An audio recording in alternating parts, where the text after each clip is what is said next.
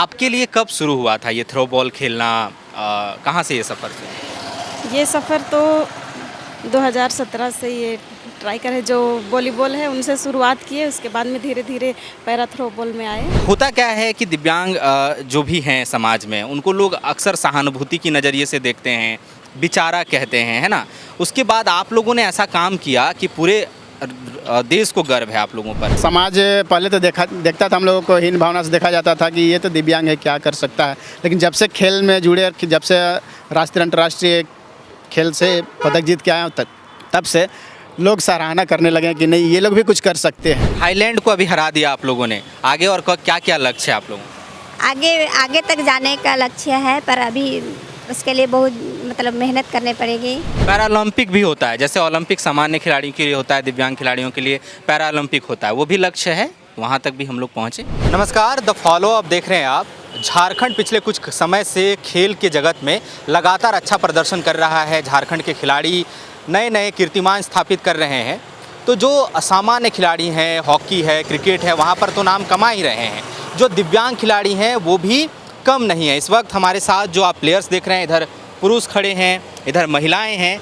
ये para throwball के खिलाड़ी हैं और अभी अभी ये लोग थाईलैंड से चैंपियन बनकर लौटे हैं। गोल्ड मेडल जीता है देश के लिए। दरअसल वहाँ पर 15 और 16 जून को पैरा थ्रोबॉल चैंपियनशिप हुई थी 2 दिन की, भारत बनाम थाईलैंड के बीच, और इन लोगों ने झारखंड का नाम रोशन किया है, वहाँ पर गोल्ड मेडल जीते हैं। और आज जो गांडे की विधायक हैं, पूर्व मुख्यमंत्री हेमंत सोरेन की धर्मपत्नी हैं कल्पना मुर्मू सोरेन, उनसे मुलाकात करने मुख्यमंत्री आवास में पहुँचे थे, है ना?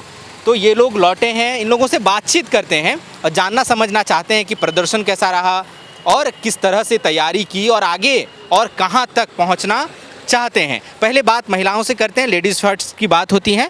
आप नाम बताइए पहले अपना। मेरा नाम महिमा उरांव है। चैंपियन बनी हैं आप लोग, पहले तो बहुत बहुत बधाई आप लोगों को। जी सर।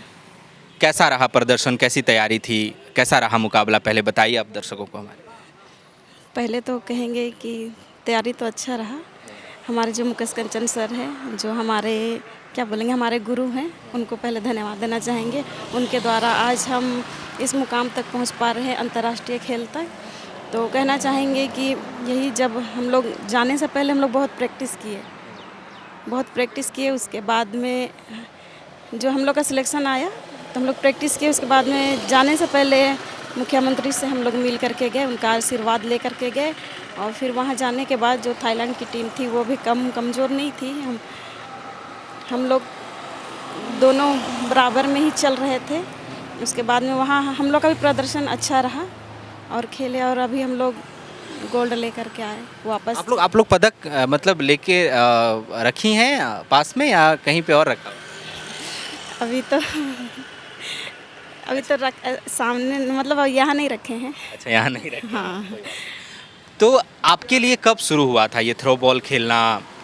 कहाँ से ये सफ़र शुरू? ये सफ़र तो 2017 से ये ट्राई करे जो वॉलीबॉल है उनसे शुरुआत किए। उसके बाद में धीरे धीरे पैरा थ्रो बॉल में आए।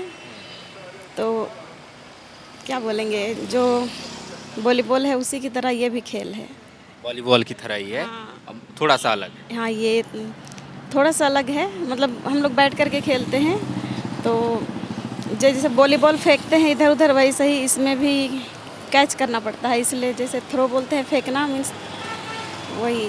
तो हम लोग शुरुआत किए 2017 से ही खेलना स्टार्ट किए। बहुत स्ट्रगल किए और बहुत सारी कठिनाइयों का सामना भी करना पड़ा, लेकिन हमारे किस तरह की कठिनाइयाँ आई? जैसे कि घर से आने जाने में, आर्थिक रूप से, मतलब होता है ना, जैसे कि अभी हम दिव्यांग हैं तो हम लोग के साथ तो परेशानी आती है। लेकिन जैसे गांव वाले होते हैं, फिर हमारे जो बड़े होते हैं वो सब हौसला देते हैं, तो हम लोग ये सब करने में हम लोग बहुत आगे ही बढ़ जा रहे हैं।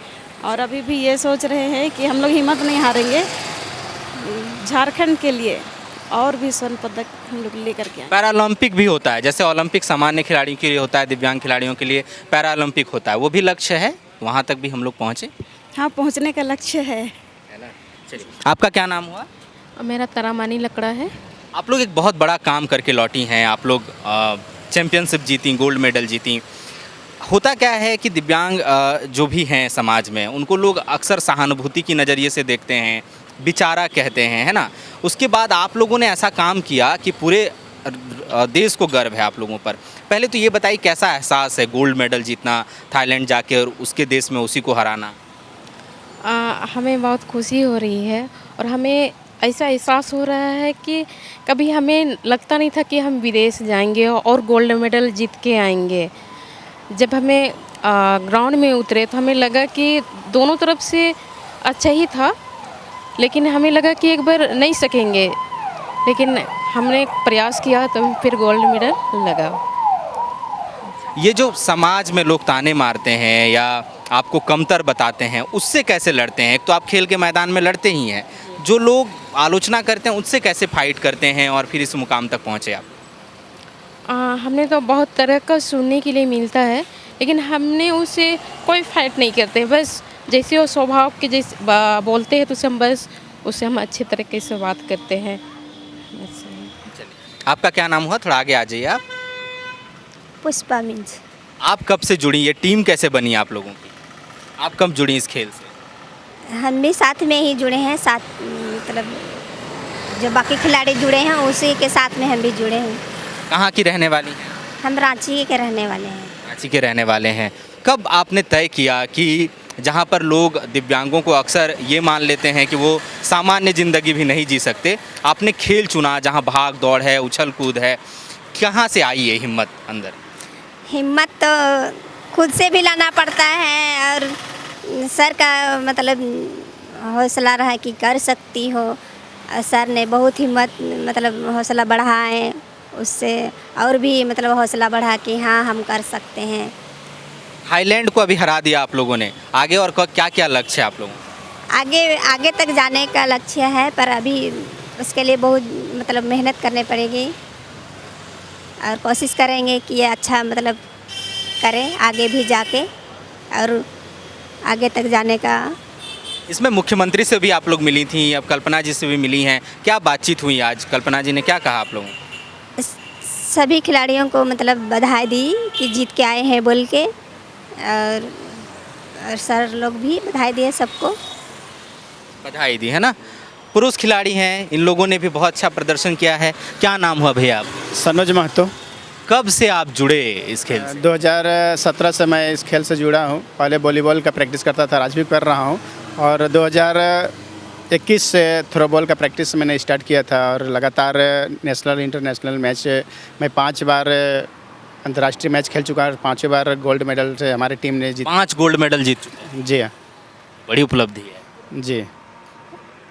वही सवाल है कि मतलब दिव्यांगों को लेकर सोसाइटी में बहुत नकारात्मक सोच है। मतलब लोगों को लगता है कि हमेशा सहानुभूति की ज़रूरत है, ये बेचारे हैं, उनको नॉर्मल लाइफ के लायक भी लोग समझते नहीं हैं, अक्सर बातें सुननी पड़ती हैं। आप लोगों ने खेलना चुन लिया और ख़ास तौर पर आपने कहाँ से आया? पहली बार कब लगा कि नहीं मैं वॉलीबॉल खेल सकता हूँ, थ्रोबॉल खेल सकता हूँ, कुछ भी कर सकता हूँ? देखिए, पहले 2013 में मैं नॉर्मल बच्चियों को फुटबॉल का कोचिंग दिलाता था मेरे दोस्त के साथ मिल के। तो उसी दौरान में जब जैसे मैच कहीं होता था तो मैं 2017 में मुकेश सर से मुलाकात हुआ। CCL ग्राउंड में मैच हो रहा था, उस दौरान में उनसे मुलाकात हुआ। हमारे कोच सामने खड़े हैं, इनसे मुलाकात हुआ। उन्होंने कहा मुझसे कि आप जिस तरह से रुचि रख रहे हैं, लगता है आपको खेल में अच्छा रुचि है, तो क्या आप खेलना चाहेंगे? तो मैंने कहा कि अगर मेरे लायक खेल होगा तो ज़रूर सर, क्योंकि मुझे खेल में रुचि है। तो उन्हीं का प्रेरणा और घर वालों का सपोर्ट से मैं आज खेल में रुचि रखा और खेलना चालू किया। थाईलैंड के साथ मुकाबला था आप लोगों का, गोल्ड मेडल भी आप लोग जीते हैं, हराए हैं। कैसा रहा उस मुकाबले के अनुभव के बारे में बताइए। देखिए, वो काफ़ी टफ मैच था। हमारे मुकेश सर का कप्तानी और उनकी सूझबूझ से आज ये टीम विनर हो पाया था, क्योंकि मुकेश सर जिस तरह से एक लीडर हैं, जिस तरह से हम लोगों को कोचिंग देते हैं, साथ में खिलाड़ी के साथ साथ हम लोगों को वही कोचिंग भी कराते हैं, तो उनका कप्तानी बहुत ही अच्छा रहा। 2 बार उनका कप्तानी रहा हमारे देश के प्रति। वो अच्छा तालमेल के साथ हमें गाइडलाइन दिए मैच के दौरान, और उन्हीं का आशीर्वाद और हम लोग का मेहनत, पूरा टीम मेहनत किया, जिसकी वजह से आज गोल्ड मेडल हासिल कर पाए हैं। जब लोग देखते हैं दिव्यांगों को, अक्सर अफसोस जताते हैं सड़क में, घर में, गांव में, गाड़ी में।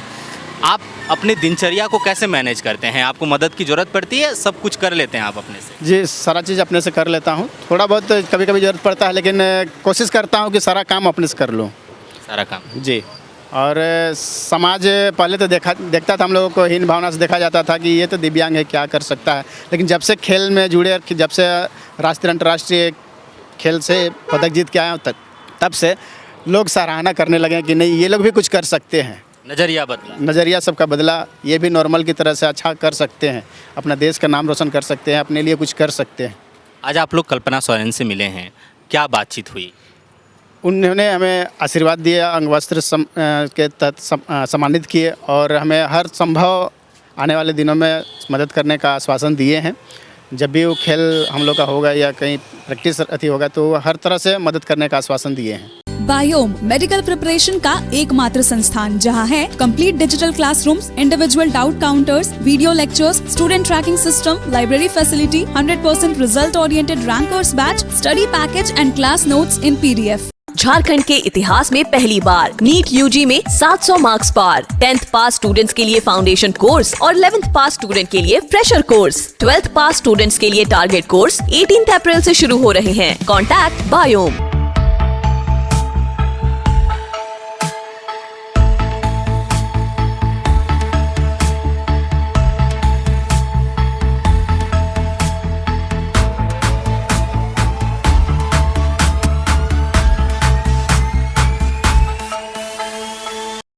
TheFollowUp.in.